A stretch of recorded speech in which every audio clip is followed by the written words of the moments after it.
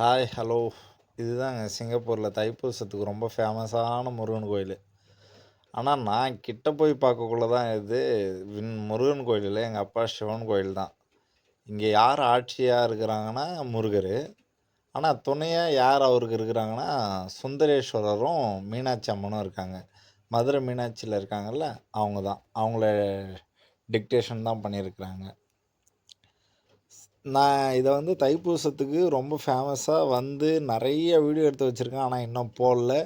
எல்லோரும் என்னை மன்னிச்சிருங்க. ஏன்னா நான் 2-3 வீடியோவில் இதை நான் போடணுன்னு மன்னிச்சிருங்க.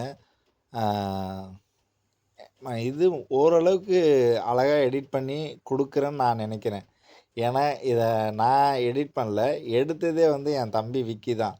எதுவும் இதில் வர லைக்ஸோ இதில் பார்க்குறவங்க நல்லா இருக்குன்னு சொன்னாங்களோ அது எனக்கானது இல்லை, அவன் தான் எடுத்தான். இதில் தான் முறையாக என்ன அழகாக காட்சிப்படுத்தியிருக்கேன்னு நான் நினைக்கிறேன். இது இன்னொருத்தவங்க பார்த்து அது வீடியோவாக எடுக்கக்குள்ள நீங்கள் பார்க்குற 4 கட்டத்துக்குள்ளார நான் அழகாக தெரிகிறேன்னு எனக்கு தோணுது. சரி, என்னை பற்றி சொல்கிறத விட்டுட்டு அவனுக்கு தேங்க்ஸ் சொல்லிவிட்டு, விக்கிக்கு தேங்க்ஸ் சொல்லிவிட்டு பேசலாம் நம்ம கடவுளுக்குள்ளார. ரொம்ப அமைதியான பிளேஸு, ரொம்ப பெருசு, ரொம்ப அழகாக சூப்பராக காமாக இருந்துச்சு. நிறையா ஃபேமிலி தனியாக குழந்த குட்டியோட பீஸ்ஃபுல்லாக சாமி கும்பிட்ற இடமா ஒரு சிவன் சைவத்தலமாக இது சிங்கப்பூரில் இருக்குது. ரொம்ப அழகாக இருந்துச்சுங்க. இதில் நான் எல்லா பேரும் சொல்லுவேன். துர்கை அம்மன், சண்டிகேஸ்வரர், முருகர், விநாயகர். ஏன்னா எங்கள் அப்பாவோட கோயில்னால் எனக்கு எல்லா சாமியும் தெரியும்.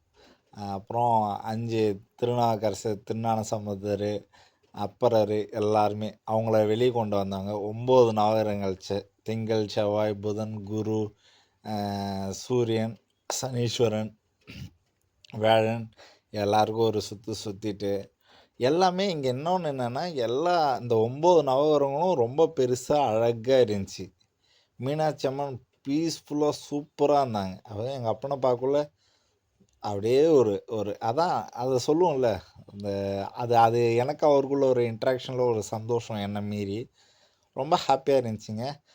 நான் எப்பயுமே சொல்கிறது தான் என்னோடய எல்லா வீடியோலையும், இந்த வீடியோ பார்க்குறவங்களும் சரி, எனக்குமே சரி, பழனி ஆண்டவர் மாதிரி எந்த நோய் நொடியும் இல்லாத, யாருக்கும் எந்த கேடும் வராத, சேதாரம் எதுவும் ஆகாத, கடன் இல்லாத, வறுமை இல்லாத இந்த காலபைரவர் மூலயமா எல்லாரும் 100 வருஷம் நல்லா இருக்கணும், யாருக்கும் நோய் நொடி இல்லாத சந்தோஷமாக நிம்மதியாக இருக்கணும்.